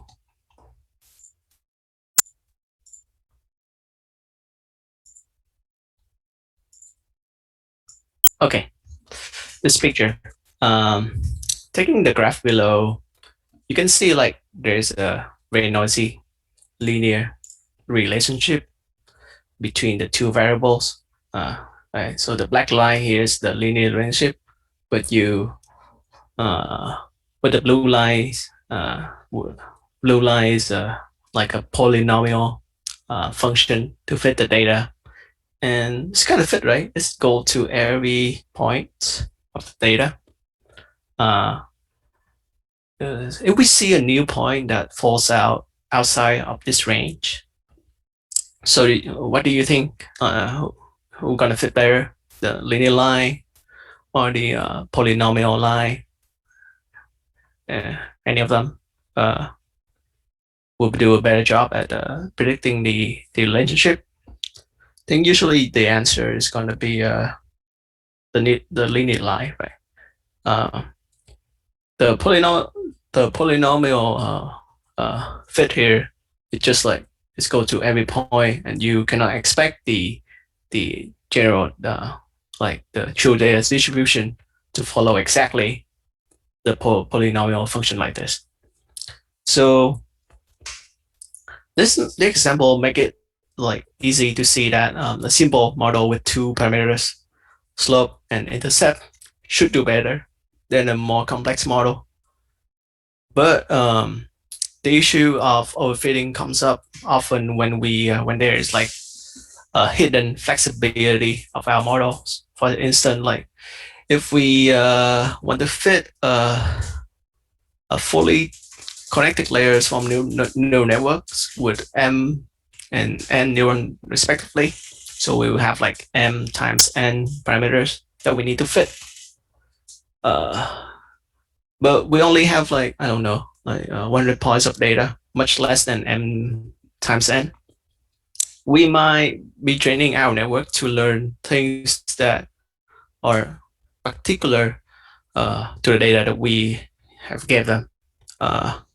So basically, it just remember the data, not the structure of the data distribution underlying the example that we observe.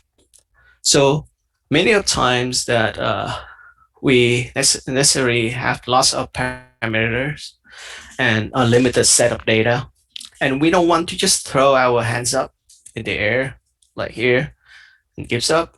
In these cases, we can use regularization. So we can do the slide now. We can adapt our initial cost function C0, the original cost function, with additional cost for a parameter, values that different for 0.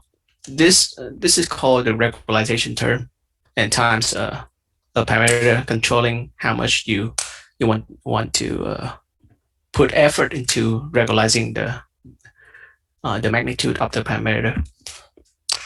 A commonly used regularization technique is L2 regularization. Is the sum of square magnitudes of each parameter values. You guys should notice after other lecture. L2 regularization is nice because it's convex. Makes the r theta differentiable, which allows very easy for calculating the gradient. But you might also want to hear about L1 regularization, where the regularization of where the regularization cost is the sum of the absolute values of the parameters. There will be like different effects when you introducing each of them. We will study that later in our linear regression with lasso and ridge. So let's look at an example of a polynomial fit or a machine, right? So now I have 5 points of data like this, and I want to fit a quite complex function here up to the power of the 7, right? So I want to find the parameters b0 to b7 to fit the 5 point the most. So in reality, usually, sorry,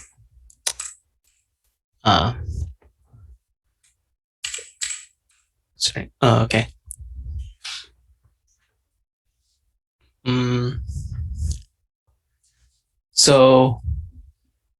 So we don't know. In reality, the polynomial machine usually following this this form with epsilon following a normal distribution of error. So we're doing an error. All we can do is put numbers and get numbers out to try and figure out like how much the power of the polynomial that we want to reach. In here is we only have 5 points, so usually they go up to 5, but in this case we want to do up to 7. So we're going to so let's try some optimization techniques that tool that we have learned to see if we can have a good understanding of this machine. We're trying to find the cost function at the sum of square loss between our prediction and our actual data, the equivalent log likelihood if the noise of our model is Gaussian. Next, we don't know how high the polynomials we're gonna reach. The maximum here is 7, but we cannot assume that's gonna be the best one. So our prediction and our equation become this, right? So the original cost function C0 is the mean square error, taking the square error of each pair of prediction and the true target. So let's try naively to run our optimization to fit parameters with our regularization. In the graph below, the dash brown is for the fit line for the non-regularized optimization. The red is the true underlying distribution. So here's the polynomial that we have, and we sample like 5 points with the error. Well, that doesn't look very good. You can see because it's overfit. The polynomial here probably is like to the 5th or even 6 and 7. So it's instead of trying it with our regularization, we can do with L2 regularization. The functional become like adding with lambda times a regularized term, the L2 norms of each parameter, and the result became a blue dash line. And you can see although it's not perfect, but it's closer. It's known that the line should be flatter. Why? Because it's penalized parameters that have absolute values too high. So it's kind of like reducing the dimensionality here. So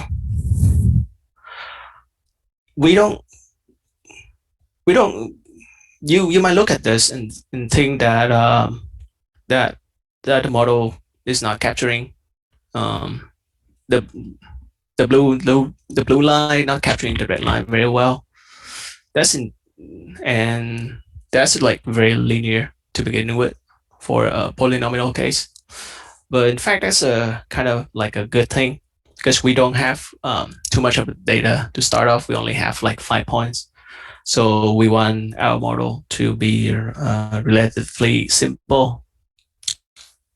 After all, like if you only see the black dots, right, without the line or without the underlying distribution, your best guess is just like a constant or a constant line, go middle, a linear regression.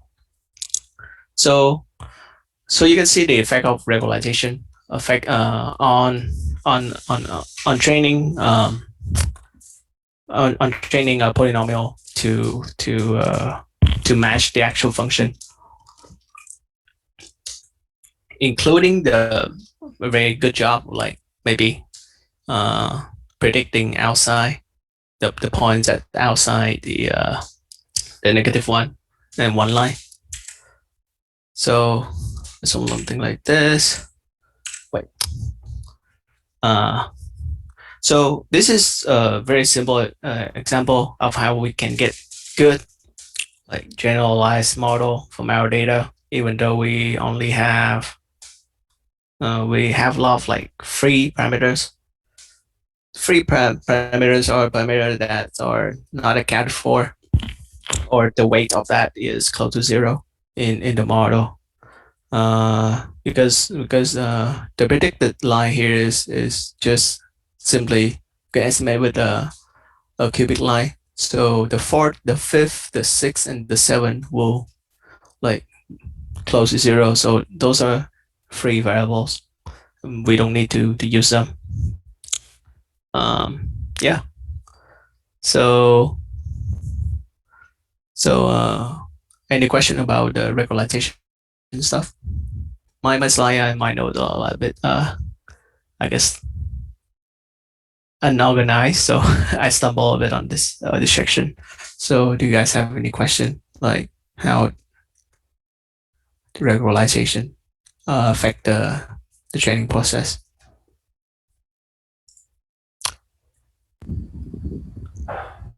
Are there any intuitive way to understand why it's work?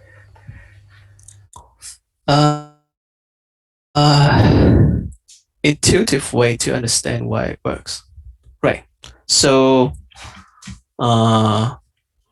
here's this example is looking at this. Basically, let me reframe it.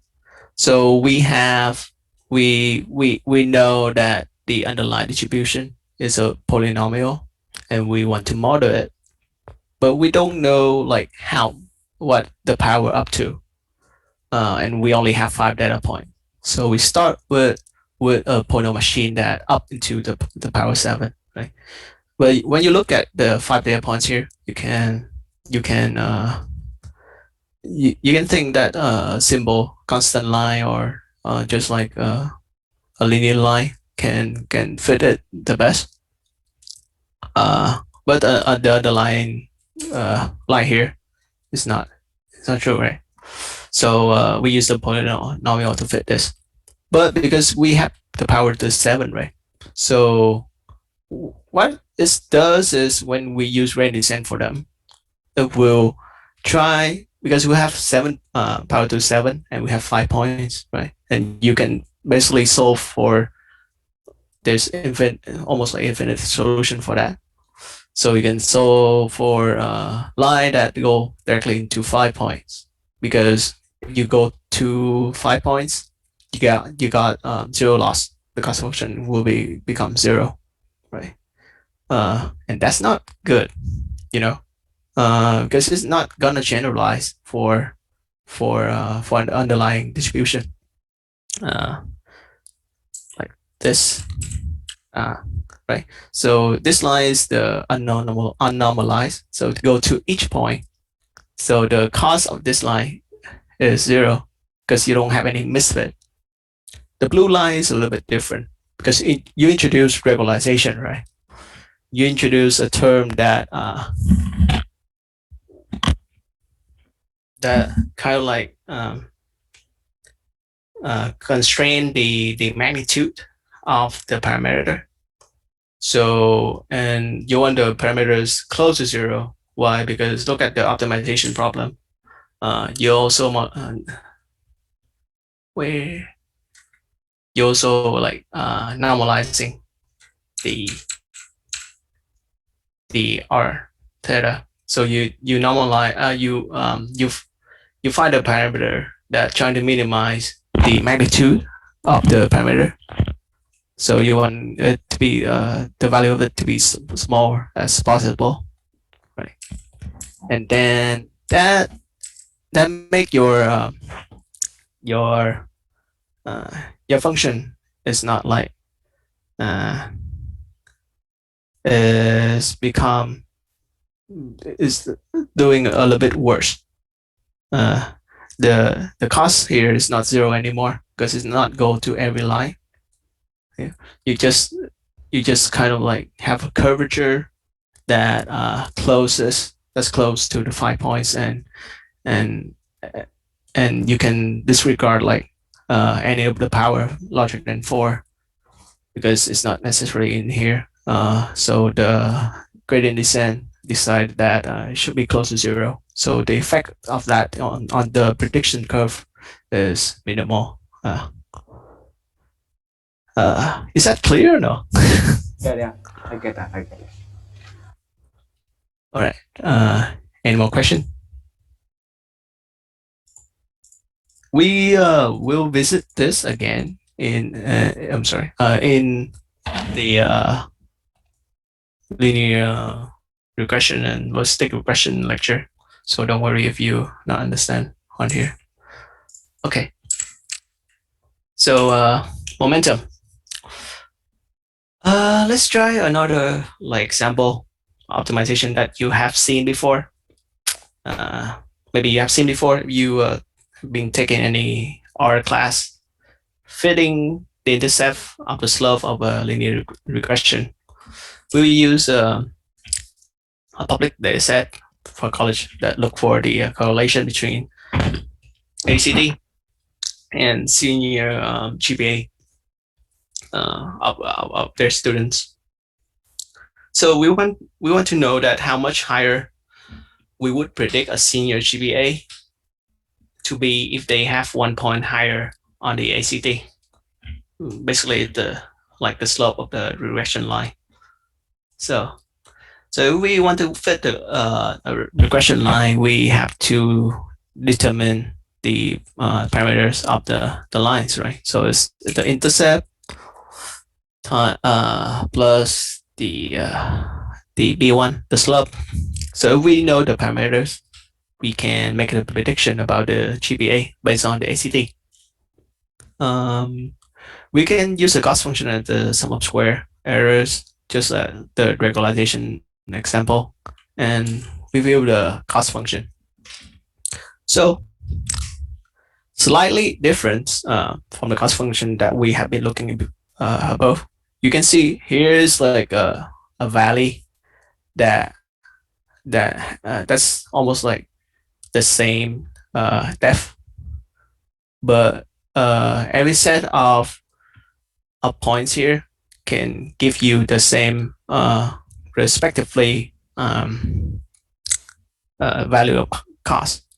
For example, if I run like naive gradient descent on this, I will have B0 is equal 0.8, B1 equal 0.01, and the data was generated using this parameters.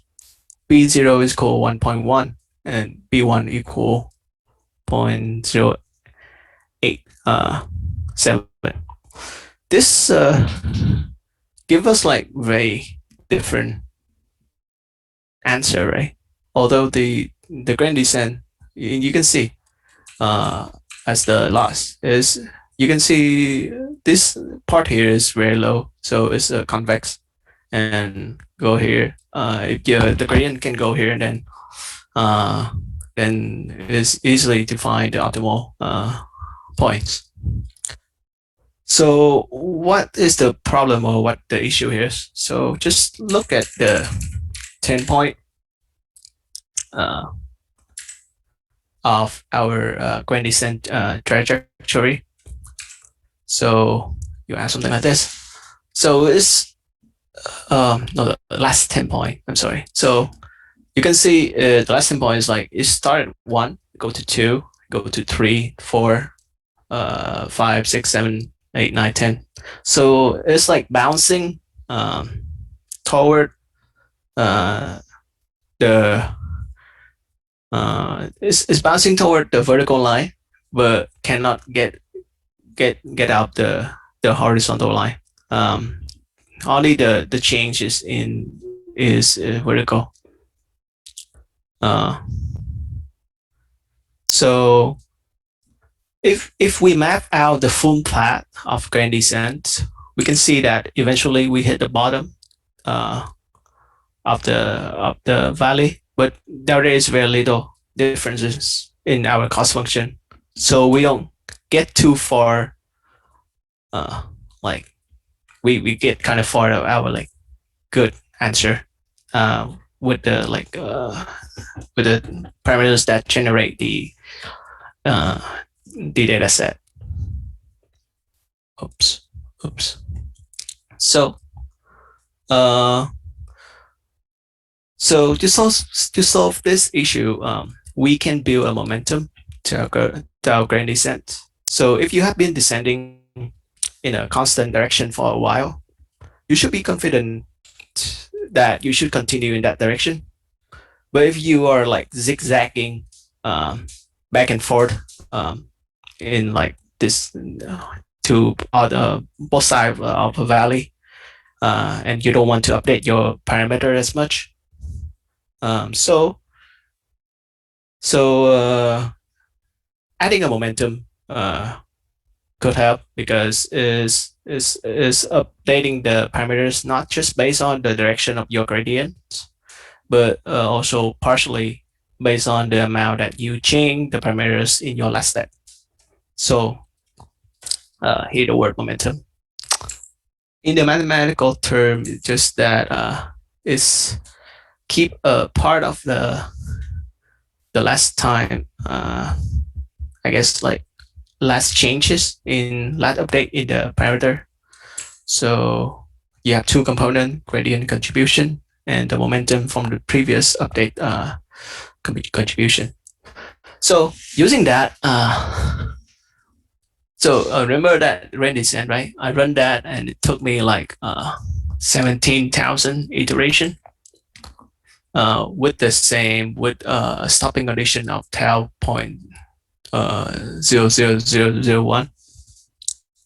Now we can run it with the momentum, and we could see that that the values are actually closer to the actual underlying parameters, and we have been reducing the number of iteration by a lot. So as you can see, momentum can help us like going faster and finding better optimal points. So that basically it for the lecture. Just a summary that you should remember this concept. You will face those like later in the course, likelihood, maximum likelihood estimate, probably not, but gradient, grand descent, stochastic grand descent, regularization. Those are very important terms. So now our time for you guys to ask me any question about the lecture. Any things that you guys need me to explain again. Maybe I did a bad job of doing that. So go ahead. Lúc nãy Dạ. em hỏi đi. Alo. Tại sao dùng momentum là lại tốt hơn dùng được cái khi không dùng ạ? Để nó ra được kết quả sai hơn. Thì kiểu như là Tức là bình thường thì em tức là, nếu mà trong cái landscape gọi là cái địa hình mà em chỉ có một cái global minimum á, thì em đi hướng nào nó cũng xuống đúng không? Nhưng mà có khi á em lại stuck ở một chỗ nào đó, nó là local minimum. uh, Local minimum. Để kiếm cái slide này coi. Rồi. Where is it? Ok, đây. So đây là cái, ví dụ như em ở đây đi, đúng không? Giờ ví dụ em đi xuống đây, em dùng gradient descent thì tới đây thì gradient đã bằng 0 rồi, em không có cái gì để push em đi tiếp. Em dừng ở đây thì nó chưa đủ tốt. Tại sao? Tại vì em thấy cái ví dụ này cái valley đó là cái như cái hẻm núi á. Ở cái valley đấy anh bảo là convex. Thì đúng rồi, convex. Convex thì làm gì có những cái local như thế. Không local, nhưng mà cái gradient nó không đủ để em push em đi á. Nhưng mà tại vì nó là gì ta, high parameters đúng không? Thì cái thứ mà đẩy em đi á chỉ là cái parameters của cái vách núi thôi, vách núi nó steep, đúng không? Thì nó đẩy em qua cái vách núi còn lại, xong để qua chứ nó không đi dọc theo cái khe núi để tìm tới cái điểm sâu nhất của khe núi. Vâng. Đúng không? Thì vẽ là gì như thế nào nhỉ? Từ từ. Các nhảy qua đây nó không nhảy xuống dưới. Nhảy qua đây mà nó nhảy xuống dưới. Thì đó mà cách xa, nhưng mà có momentum thì sao? Kiểu đi phát thẳng xuống luôn, kiểu vậy. Hoặc là tùy theo cách mà mấy cái thuật toán mà nó điều chỉnh momentum thôi, thì không phải momentum nào cũng thoát ra khỏi được mấy cái này. Như còn mấy thuật toán khác nữa là nó không chỉ là coi là cái slope của em như thế nào, mà nó còn có cái curvature của ngay cái chỗ em, cái chỗ em đứng như thế nào. Thì coi là nó dùng Hessian và Newton, gọi là Newton optimization method, thì nó dùng Hessian thì em tìm coi được là cái chỗ giống như approximate mỗi lần em đi thì điểm này điểm thấp nhất nè, tới đây thấp nhất nè. Có momentum để em đẩy sang được bên đây đó, mình đẩy tới đây em không biết đi đâu, bởi vì có momentum của trước nó đẩy qua được xuống đây. Vậy thôi. Ai còn câu hỏi gì không?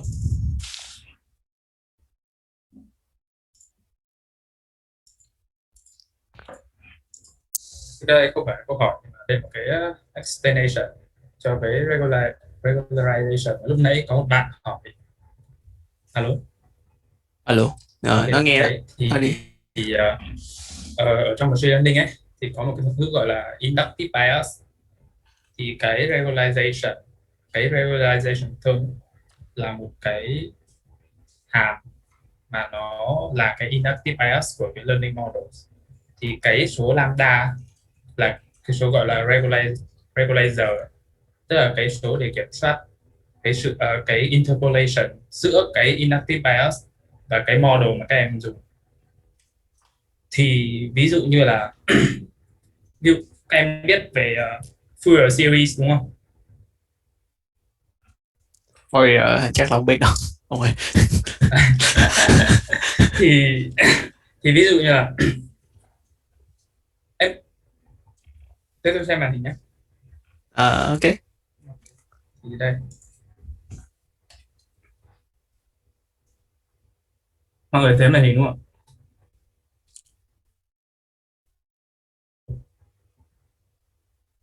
Đây. Thì đây, giả sử mình có một cái hàm, ví dụ hàm underlying model của mình có cái hàm sin như này. Khi mà mình đo ấy, đấy, khi mà mình đo thì nó sẽ có những cái noise, high frequency noise.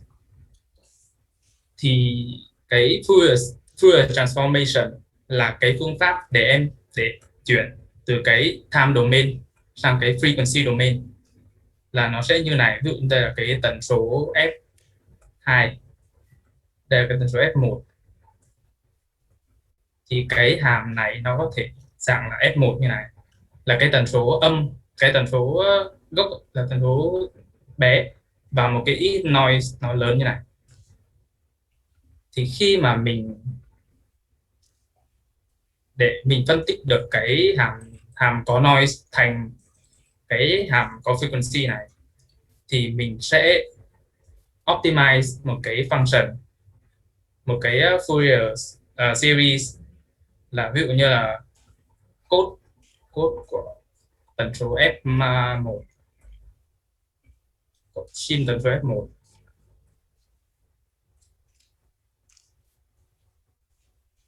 tức là nhận thăm với thời gian đấy nhé, nhưng mà đây viết thế thôi, và cos F2 nhân sin F2. Thì ở đây mình muốn tần số cao ấy, là nó sẽ thấp hơn, thì một trong những cái thì cái regularization ấy là nó sẽ thêm một cái term vào các tần số cao, để cho khi mà mình optimize cái hàm đấy thì cái nó sẽ ưu tiên để tìm ra cái tần số thấp.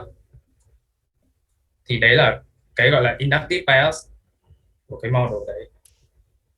Ví dụ như là đấy thì là đấy ví dụ về hàm Fourier.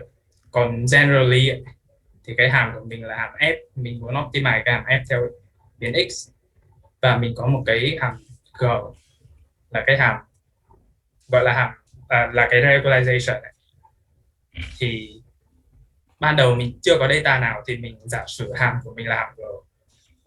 Khi mà mình thêm data vào thì mình optimize một cái interpolation giữa hai cái này t nhân f cộng 1 t nhân g. Thì đấy, 1 t này nó cũng giống như là cái số lambda thôi. Thì đấy là ý nghĩa của cái regularization. Thì nếu mà lambda càng lớn ấy, thì mình lại càng ưu tiên cái bias. Thì các em có thể tìm đọc về inductive bias. Thì nói mà trong cái example nãy, cái inductive bias là cái model mà nó cái mũ tới 7 á, thì cái inductive bias ở đây nghĩa là nó lúc nào nó cũng muốn fit cho tới mũ 7. Đó.